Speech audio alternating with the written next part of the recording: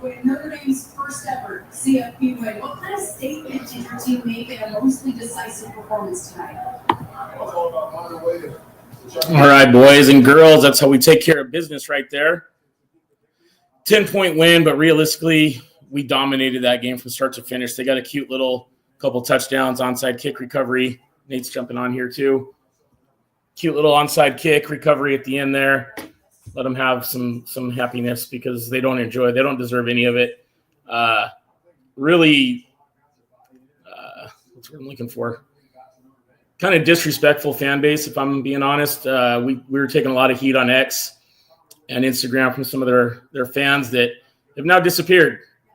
And especially one of them was really getting after it. Had some very unpleasant things to say on our X DMs. Dusty Ray 32 blocked me and several other Irish accounts on X because they knew they were about to catch some pain after this win.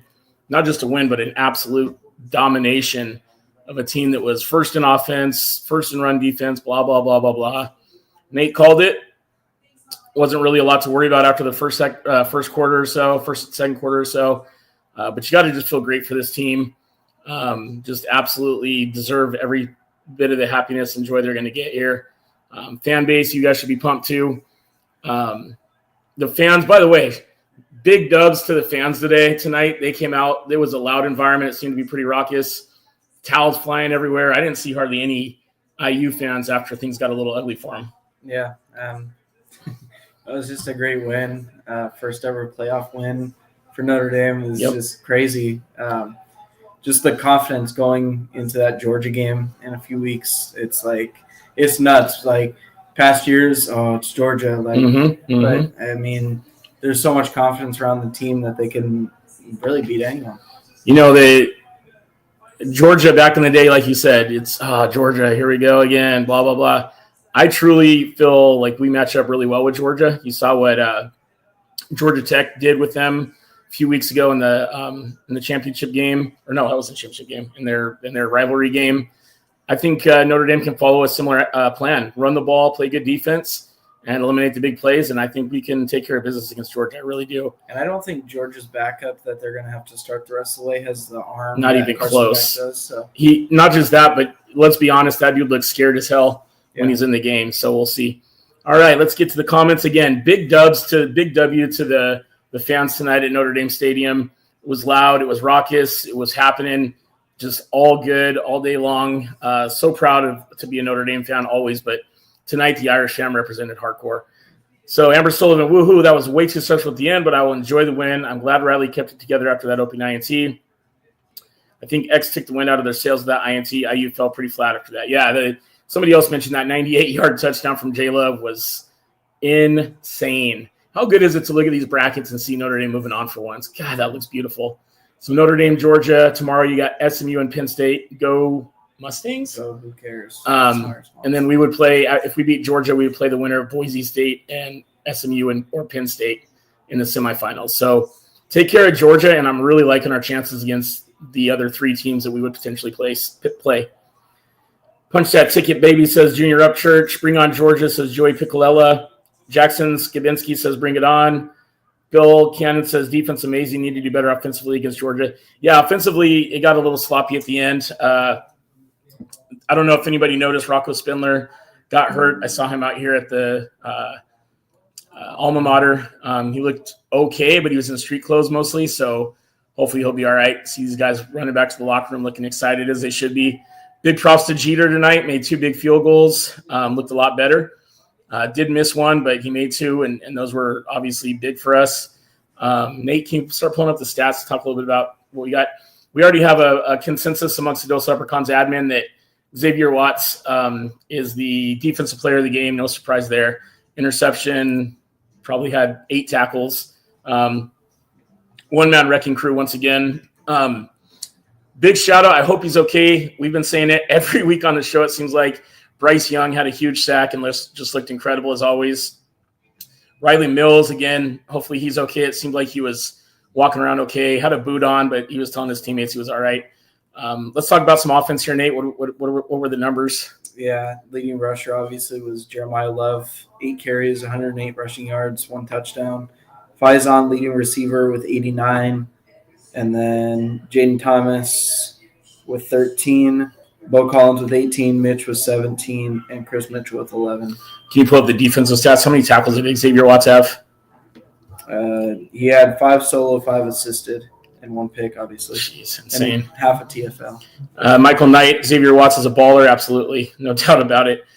He should be in the Nagurski finalist, but he's not, which is freaking ridiculous. I'm sure Travis Hunter is, though. Oh, of course. Paul Venaria said, bring on the Bulldogs. Let's see, Jim Bush, Clark played a hell of a game. Yeah, Jordan Clark did have a nice game. That's true. Good call. Jeremy Mazinga, let's see. The last 2 minutes can't happen again. Garbage TDs still count, but a great win and a great day to be an Irish fan. All 3 phases finally coming together. Nice throw at the end for Riley, and good job getting the record on the ground. Yeah, sets the record for most touchdowns scored by a Notre Dame quarterback ever. And, yeah, that throw at the end to Faison was absolutely money. If you realistically probably could have called that a tutty, but he finished it off anyway, so good stuff. Let's see. Zach Schaefer has a good comment here. Oh, man. Sorry, our defense just looks so fast and strong. I just wish they wouldn't let them pull that doo-doo at the end, LOL, but we look so good. Yeah, that's a funky stuff that can happen at the end of a game. An onside kick recovery. I just want to say, even in the handshake, Cignetti just looks so triggered, man. He looks salty as hell. You can tell there was a little bit of a conversation between him and Freeman right now, and Cignetti just looked a little rough there. So clearly daunted, am I right?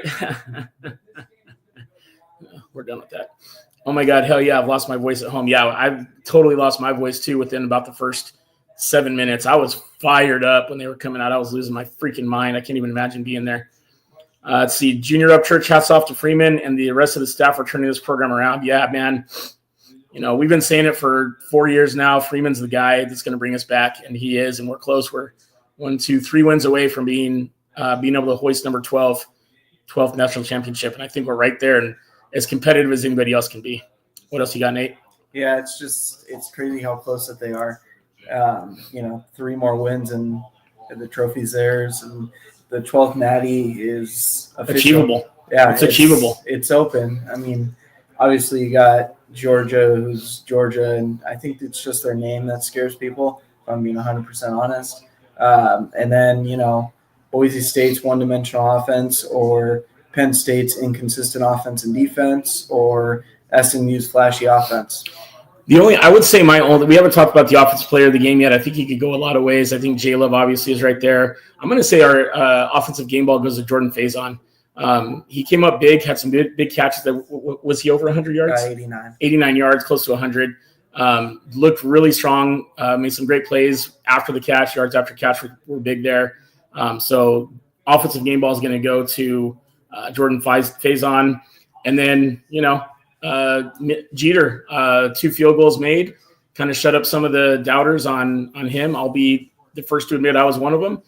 So when he came out to kick that first field goal, I was having a little bit of a panic attack, but he made it, and here we are talking about a 10-point victory, which really should have been a 17-point victory, but doesn't matter at this point. Style points don't really matter. We just got to survive and advance. Michael Potter, hey, fellas, great win. Savannah here, FUGA. That's awesome. What are your thoughts on the offensive line play? That was actually my next point. The O-line was a little bit concerning toward the end of the game. It felt like, I don't know if they got tired, if they got cold. I don't know what the deal was. Spindler went down, so you had Sam Pendleton came in, who I think did okay. Coogan, in my opinion, struggled today. You saw several snaps that dang near flew over Riley Leonard's head, and some of them came out really soft and slow that allowed the Indiana defensive line to get after it a little quicker than you'd like. So a little concerned about the play of the O-line toward the end there, but at the end of the day, they did what they needed to do to get us up there and get J-Love those touchdowns, and those that pass from Riley to Faison at the end was perfect. What else? What do you got? Yeah, I think the O-line was good enough tonight, but that's not going to be good enough against Georgia. Obviously, Georgia's D-line is so much better than Indiana's, so they're going to have a big test come New Year's Day. but I still feel confident in the O-line play. I think Knapp looked really good against Kamara. Yeah. Yes. I think what was the guy's name? The defensive tackle. Who cares? Whatever the defensive tackle's name was, he. I feel like he played Carpenter. He played the best of their D-line. He's just a good athlete. Blocked 2 kicks, or blocked 1 kick. Sorry, the field goal, and then just had a good game defensively. So I mean, he's a game wrecker. He's had a good game. So I mean, it's gonna happen. But overall, the O-line did pretty good, in my opinion. Can you pull up some of these comments? I'm gonna let's see. Really liking number 20, Aeneas Williams. Did a couple great runs tonight. I agree. Yeah, Aeneas was awesome tonight. He had a good game. Hoosiers need to Google Freeman. No clue what happened to Rocco. Rico. Excuse me. We should know tomorrow. In Freeman's presser, he'll probably get asked. So he probably won't have one until Sunday or Monday. Have to finish. Can't go into prevent style defense in the end. I love the win though. They dominated 57 minutes of that game. Now go get ready for Georgia. Someone mentioned it earlier in the comments. That onside kick was literally perfect for them.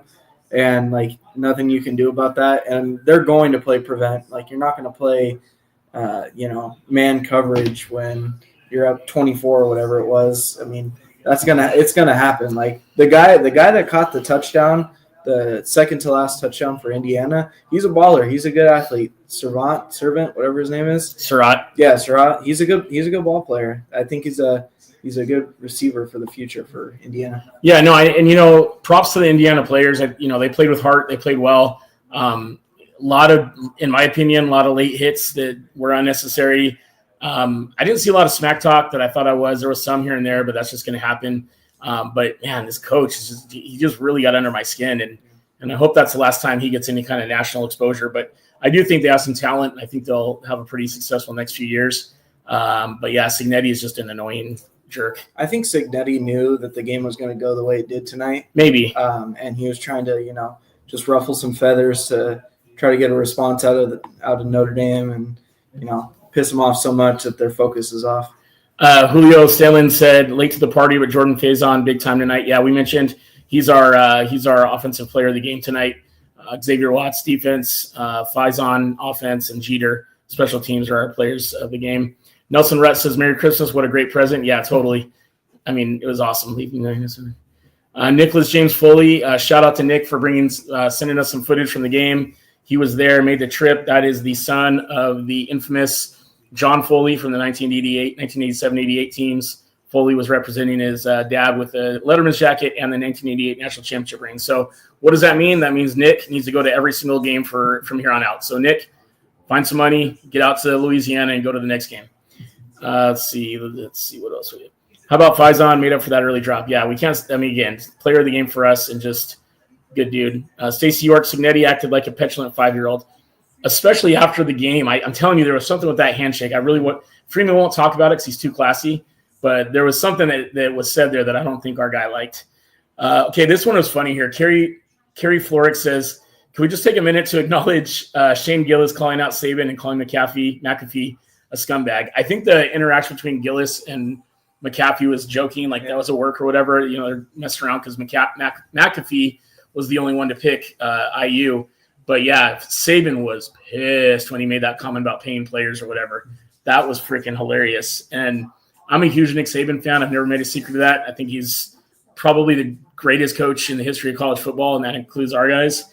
But he is definitely a no-nonsense kind of guy, and I think that'll probably be the last time you see Shane Gillis on a set with Nick Saban. But yeah, good comment, Kerry.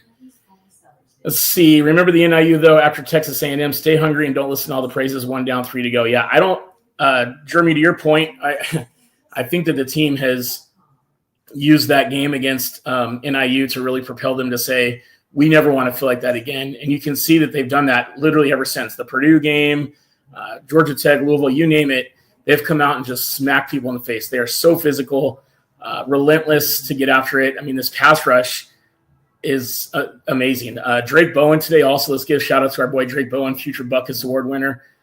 Just absolutely continues to lay the hat and give snot bubbles and just is a machine. When he's out there, good things happen. I can't even imagine what our linebacker group is going to be like next year with Bowen, Snead if he comes back, Osbury, KVA, Faraimo. I mean, it's going to be a ridiculous group. Probably the best in the nation if everybody stays and there's no silliness going on. Let's see. Sloppy last part of the fourth quarter. Yeah, I mean, we can sit there and go over that forever. Remember, too, Notre Dame had some of their second string and even third string guys in on the D-line. Logan Thomas, who is actually a very highly touted defensive lineman on our team, was in there and played a lot the last quarter, so a little bit of inexperience there. You saw a lot of Jordan Osbury, so you didn't have your guy, and they were playing prevent. I admit that, but again, it is what it is. Urlacher is going to play safety. Whoever said, Urlacher is going to play safety. I'm almost positive. I don't think we're going to see much of Urlacher against Georgia, quite frankly. Maybe on special teams, maybe if we get up big, that kind of thing. But I think that when you play a team like Georgia, who's going to have guys that have been in these playoffs for the last 3 years running, you're going to need guys that are experienced, seniors, etc. Freeman is from Zach Schaefer. Freeman has been telling the players every day, remember NIU, remember that feeling. Don't let it happen again. And I don't think it's going to happen again. This next game will be our hardest game. If we beat Georgia, I think we win it all. That's a great point, Zach, and I 100% agree. I mean, Georgia's going to be tough, whether they have Carson Beck or not, which I don't think they are. They're going to be a tough out. They have a great run game, an incredible defense. They're coached well. They've been there before. It's going to be the battle of battles, man. It's going to be awesome. Yeah, I'm looking forward to it. Rick Munoz, I'm so proud of the Irish faithful showing up and being as loud as I've ever heard them. Talk about the 12th man. Loved every second of it. Beautiful. Yeah, we talked about that early in the show here, the celebration tonight. The crowd, big W for the crowd tonight. Loud, standing, it seemed like most of the night. It was I didn't see any of the wine and cheese crowd there. Just everybody came together and got fired up. Yeah, I really hope Notre Dame continues this sort of crowd atmosphere. Yeah. And not even just to next year, just next 5, 10, 15, 20 years, because Notre Dame, like they said a few years ago, Notre Dame is relevant again. Oh, 100%. 100% they're relevant again. Well, and you know that because on the Pick'em show, the college football game day, all you used to hear in the Kelly era was, well, Notre Dame's going to be here, but let's be honest, they don't have a chance, those kind of things. Everybody except Pat McAfee picked the Irish today, and that includes Nick Saban, the greatest coach of all time, and Desmond Howard, who hates Notre Dame, and us, all picked Notre Dame. So I think McAfee just picked Indiana just to be different. I don't think he actually believed Indiana would win, but who knows? Keith Kyle says, hell yes, let's go Irish, brother. Let's heal up and go get them dogs. Yeah, we have. So January 1st is 12, 11? Yeah, 12. 11 or 12 days away. So you've got a little bit more than a normal week off to get healthy, to recover, and to get your guys ready to go and get after it. And I think that's exactly what's going to happen. Jeff Singleton says, just curious on my watching the game, did Love I think he means re-hurt that knee when he jumped up because you didn't get played much. Actually, I thought Love played too much in the second half. I think after we went up 17, I wanted to see all Jadarian Price and Aeneas Williams, but you saw Love in there toward the end of the game. I think he was the only back in there on our last offensive series. So I think he's obviously banged up from the SC game still, and he's going to probably have some licks from this game. But I think you'll see him, with 12 days left, I think you'll have him at 100% when we go up against Georgia and Louisiana. Great job by the team. Hell yes, they're relevant. Yeah, no, this is a good time, a fun time to be a Notre Dame fan, that's for sure. The players are just really coming together at the right time. The fan base is coming together at the right time. The negative Nancy's have completely disappeared. I love it. Even today when, the first interception by Riley, you didn't have everybody calling for his head or, oh, play Angeli, play, it was everybody kind of was like, all right, let's get it back. And that's exactly what we did. I still don't think that Riley pick was even on him. It was just an unfortunate situation. Just getting it tipped at the line. Thomas Welker, thanks, Jason, again for those tickets for the USC game, saving you a lot of money. Yeah, absolutely, Thomas. I'm glad you were there. So now we need you to get to Louisiana because you're obviously a lucky charm. So get over to Louisiana and help us beat Georgia. Jonathan Womble says, I think next year's team is even better. That is really underrated. That's an underrated comment, but I 100% agree.